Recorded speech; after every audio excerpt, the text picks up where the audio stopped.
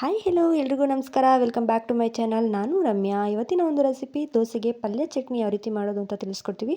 ಅದಕ್ಕಿಂತ ಮೊದಲು ಯಾರೆಲ್ಲ ನನ್ನ ಚಾನಲ್ ನೋಡ್ತಿದ್ದಾರೆ ದಯವಿಟ್ಟು ಸಬ್ಸ್ಕ್ರೈಬ್ ಮಾಡ್ಕೊಳ್ಳಿ, ಹಾಗೆ ಒಂದು ಲೈಕನ್ನು ಕೊಟ್ಟು ನಿಮ್ಮ ಫ್ರೆಂಡ್ಸ್ ಆ್ಯಂಡ್ ಫ್ಯಾಮಿಲಿಗೆ ಶೇರ್ ಮಾಡಿ. ಬನ್ನಿ ನೋಡೋಣ ಯಾವ ರೀತಿ ಮಾಡೋದು. ಕಡಲೆಕಾಯಿ ಬೀಜ ಚಟ್ನಿ ಮಾಡ್ತಾ ಇರೋದು.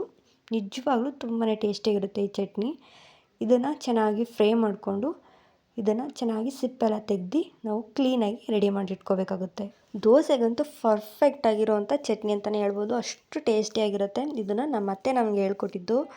ತುಂಬಾ ಟೇಸ್ಟಿಯಾಗಿರುತ್ತೆ. ನೀವೊಂದು ಸಲ ಟ್ರೈ ಮಾಡಿ. ಈ ರೀತಿ ಎಲ್ಲ ನೀಟಾಗಿ ಸಿಪ್ಪೆಲ್ಲ ತೆಗೆದಿಟ್ಕೊಂಡು ನೆಕ್ಸ್ಟ್ ಇದಕ್ಕೆ ಈರುಳ್ಳಿ ಮತ್ತು ಹಸಿಮೆಣಸಿನ್ಕಾಯಿನ ಸ್ವಲ್ಪ ಫ್ರೈ ಮಾಡಿಕೊಂಡು ಎಣ್ಣೆಲಿ, ನೆಕ್ಸ್ಟು ಕಡಲೆ ಬೀಜ ಮತ್ತು ಬೆಳ್ಳುಳ್ಳಿ, ಕರ್ಬೇವಿನ ಸೊಪ್ಪು, ತೆಂಗಿನಕಾಯಿ, ಸ್ವಲ್ಪ ಕೊತ್ತಂಬರಿ ಸೊಪ್ಪು, ಸ್ವಲ್ಪ ಕಡಲೆ, ಹಾಗೆ ಸ್ವಲ್ಪ ಹುಣಸೆಹಣ್ಣು, ನೆಕ್ಸ್ಟು ರುಚಿಗೆ ತಕ್ಕಷ್ಟು ಉಪ್ಪು, ಇಷ್ಟನ್ನು ಚೆನ್ನಾಗಿ ಒಂದು ಮಿಕ್ಸಿ ಜಾರ್ಗೆ ಹಾಕಿ ನಾವು ರುಚಿಗೆ ತಕ್ಕಷ್ಟು ಉಪ್ಪನ್ನು ಸೇರಿಸಿ ಇದನ್ನು ಸ್ವಲ್ಪ ನುಣ್ಣಗೆ ರುಬ್ಕೋಬೇಕಾಗುತ್ತೆ.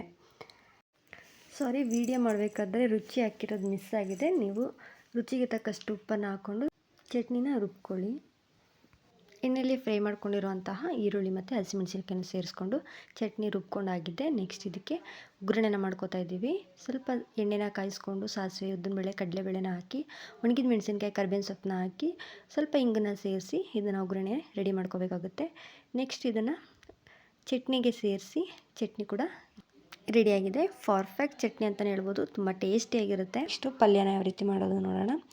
ಆಲೂಗೆಡ್ಡೆನ ಬೇಯಿಸ್ಕೊಂಡು ಸಣ್ಣದಾಗಿ ಈ ರೀತಿ ಈರುಳ್ಳಿ, ಹಸಿಮೆಣಸಿನ್ಕಾಯಿ, ಕೊತ್ತಂಬರಿ ಸೊಪ್ಪು, ಕರ್ಬೇವಿನ ಸೊಪ್ಪನ್ನೆಲ್ಲ ಸಣ್ಣದಾಗಿ ಹಚ್ಕೊಂಡು ಒಂದು ಬಾಣಲಿನ ಕಾಯಿಸ್ಲಿಕ್ಕೆ ಇಟ್ಟು ಎಣ್ಣೆನ ಹಾಕಿ ಅದು ಕಾದ ನಂತರ ಸಾಸಿವೆ, ಕಡಲೆಬೇಳೆ, ಉದ್ದಿನಬೇಳೆನ ಸೇರಿಸಿ ಅದು ಸ್ವಲ್ಪ ಚೆನ್ನಾಗಿ ಫ್ರೈ ಆಗಬೇಕು. ಅದು ಸ್ವಲ್ಪ ಗೋಲ್ಡನ್ ಬ್ರೌನ್ ಬರೋವರೆಗೂ ಚೆನ್ನಾಗಿ ಫ್ರೈ ಮಾಡಿಕೊಂಡು ಇಲ್ಲಿ ಹಸಿಮೆಣಸಿನ್ಕಾಯಿನ ಸೇರಿಸ್ಕೊತಾ ಇದ್ದೀನಿ. ಈ ರೀತಿ ಎಣ್ಣೆಗೆ ಮೊದಲು ನಾವು ಹಸಿಮೆಣಸಿನ್ಕಾಯಿ ಹಾಕೋದ್ರಿಂದ ಚೆನ್ನಾಗಿ ಖಾರ ಬಿಡುತ್ತೆ. ಅದಕ್ಕೋಸ್ಕರ ನಾವು ಎಣ್ಣೆಗೆ ಹಾಕೋತಿದ್ದೀವಿ. ಈ ರೀತಿ ಮಾಡೋದ್ರಿಂದ ತುಂಬ ಚೆನ್ನಾಗಿ ಬರುತ್ತೆ. ನೆಕ್ಸ್ಟು ಕರ್ಬೇವಿನ ಸೊಪ್ಪು, ಈರುಳ್ಳಿನ ಸೇರಿಸ್ಕೊತಾ ಇದ್ದೀನಿ. ಇದು ಸ್ವಲ್ಪ ಚೆನ್ನಾಗಿ ಫ್ರೈ ಆಗಬೇಕು. ಚೆನ್ನಾಗಿ ಫ್ರೈ ಆದ ನಂತರ ಸ್ವಲ್ಪ ರುಚಿಗೆ ತಕ್ಕಷ್ಟು ಉಪ್ಪು ಹಾಗೆ ಅರಿಶಿನ ಪುಡಿನ ಸೇರಿಸ್ಕೊತಾ ಇದ್ದೀನಿ. ಇದು ಸ್ವಲ್ಪ ಚೆನ್ನಾಗಿ ಫ್ರೈ ಆದಮೇಲೆ ಸ್ವಲ್ಪ ಇಂಗನ್ನು ಸೇರಿಸ್ತಾ ಇದ್ದೀನಿ ಲಾಸ್ಟಲ್ಲಿ. ಮತ್ತೊಮ್ಮೆ ಇದನ್ನು ಚೆನ್ನಾಗಿ ಫ್ರೈ ಮಾಡ್ಕೋಬೇಕಾಗುತ್ತೆ. ನೆಕ್ಸ್ಟು ಆಲೂಗೆಡ್ಡೆ ಬೇಯಿಸ್ಕೊಂಡಿದ್ವಲ್ಲ ಅದನ್ನು ಚೆನ್ನಾಗಿ ಮ್ಯಾಶ್ ಮಾಡ್ಕೋತಾ ಇದ್ದೀನಿ. ಇದಾದಮೇಲೆ ಇದಕ್ಕೆ ಸೇರಿಸಿ ಚೆನ್ನಾಗಿ ಮಿಕ್ಸ್ ಮಾಡ್ಕೋಬೇಕಾಗುತ್ತೆ.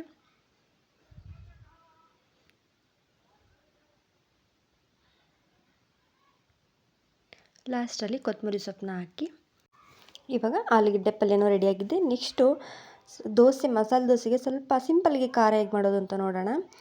ನಾನಿಲ್ಲಿ ಅಚ್ಚ ಖಾರದ ಪುಡಿ ಮತ್ತು ರುಚಿಗೆ ಕಾಯಿಸಿರೋ ಎಣ್ಣೆನ ಹಾಕಿ ಚೆನ್ನಾಗಿ ಮಿಕ್ಸ್ ಮಾಡ್ಕೊತಾ ಇದ್ದೀನಿ. ಬೇರೆ ರೀತಿಯೂ ಮಾಡ್ತಾರೆ. ಸಿಂಪಲ್ಲಾಗಿ ಕ್ವಿಕ್ಕಾಗಿ ಆಗುವಂತಹ ಒಂದು ಚಟ್ನಿ ಅಂತಲೇ ಹೇಳ್ಬೋದು. ಇದನ್ನು ಮಸಾಲೆ ದೋಸೆಗೆ ಮೇಲ್ಗಡೆ ಚಟ್ನಿ ಹಾಕೊಡ್ತಾರಲ್ಲ ಅದೇ ಥರ ಸಿಂಪಲ್ಲಾಗಿ ಒಂದು ಕ್ವಿಕ್ಕಾಗಿ ಮಾಡುವಂತಹ ಚಟ್ನಿ ಅಂತಲೇ ಹೇಳ್ಬೋದು. ನೆಕ್ಸ್ಟ್ ಇದನ್ನು ನಾವು ಅಕ್ಕಿ ಹಿಟ್ಟನ್ನ ನಾವು ನೆನ್ನೆನೇ ನೆನೆಸಿ ಅಕ್ಕಿನ ರುಬ್ಬಿಟ್ಕೊಂಡಿದ್ವಿ. ಬನ್ನಿ ಇವಾಗ ದೋಸೆ ಹೇಗೆ ಬರುತ್ತೆ ಅಂತ ನೋಡೋಣ. ನೆಕ್ಸ್ಟು ಇಲ್ಲಿ ನಾನು ಒಂದು ತವಾನ ಕಾಯಿಸ್ಲಿಕ್ಕೆ ಇಟ್ಟಿದ್ದೀನಿ. ಇದು ಕಾದ ನಂತರ ದೋಸೆನ ಹಾಕೋತಾ ಇದ್ದೀನಿ. ನಿಜವಾಗ್ಲೂ ತುಂಬಾ ಚೆನ್ನಾಗಿ ಬರುತ್ತೆ ಈ ದೋಸೆ ಸಂಪನ್ನ ಈ ರೀತಿ ರುಬ್ಬಿಟ್ಕೊಂಡು ಮಾಡೋದ್ರಿಂದ. ನೆಕ್ಸ್ಟ್ ದೋಸೆನ ಹಾಕಿ ಎಣ್ಣೆ ತುಪ್ಪನ ಹಾಕಿ ಎರಡೂ ಕಡೆ ಚೆನ್ನಾಗಿ ಬೇಯಿಸ್ಕೋಬೇಕಾಗುತ್ತೆ. ನೆಕ್ಸ್ಟು ಸ್ವಲ್ಪ ಮೇಲೆ ಖಾರ ಸೋರಿ ಸ್ವಲ್ಪ ಅದಕ್ಕೆ ಪಲ್ಯನ ಹಾಕಿ ಇದು ಮಸಾಲೆ ದೋಸೆ ಥರ ನಾವು ಮಾಡ್ಕೋಬೋದು.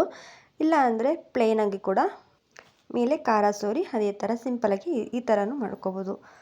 ನಿಜವಾಗ್ಲೂ ತುಂಬಾ ಚೆನ್ನಾಗಿರುತ್ತೆ. ನೀವೊಂದು ಸಲ ಟ್ರೈ ಮಾಡಿ. ನೋಡಿದ್ರಲ್ಲ ಇಷ್ಟು ಸಿಂಪಲಾಗಿ ಈ ನಿಜವಾಗ್ಲೂ ಕಡಲೆಕಾಯಿ ಚಟ್ನಿ ತುಂಬಾ ಟೇಸ್ಟಿಯಾಗಿತ್ತು. ಇದನ್ನು ನಮ್ಮ ಅತ್ತೆ ಹೇಳ್ಕೊಟ್ಟಿದ್ದು ನಮಗೆ. ಹಾಗೆ ಈ ಪಲ್ಯ ಕೂಡ ಅಷ್ಟೇ ತುಂಬಾ ಟೇಸ್ಟಿಯಾಗಿರುತ್ತೆ. ಇದ್ರ ಮೇಲ್ಗಡೆ ಸ್ವಲ್ಪ ತುಪ್ಪ ಹಾಕ್ಕೊಂಡು ತಿಂತಾ ಇದ್ರೆ ಎಷ್ಟು ಮಜವಾಗಿರುತ್ತೆ ಗೊತ್ತಾ. ನೀವೊಂದು ಸಲ ಟ್ರೈ ಮಾಡಿ ಹೇಗಿತ್ತು ಅಂತ ಕಮೆಂಟ್ ಮಾಡಿ ತಿಳಿಸಿ. ಮುಂದಿನ ವಿಡಿಯೋದಲ್ಲಿ ಸಿಗ್ತೀನಿ. ಅಲ್ಲಿವರೆಗೂ ನಗ್ತಾ ಇರಿ, ಖುಷಿ ಖುಷಿಯಾಗಿರಿ ಅಂತ ಹೇಳ್ತಾ ಮುಂದಿನ ವಿಡಿಯೋದಲ್ಲಿ ನಾನು ಮತ್ತೊಂದು ರೆಸಿಪಿಯೊಂದಿಗೆ ಸಿಗ್ತೀನಿ. ಅಲ್ಲಿವರೆಗೂ tata bye bye, take care, thank you.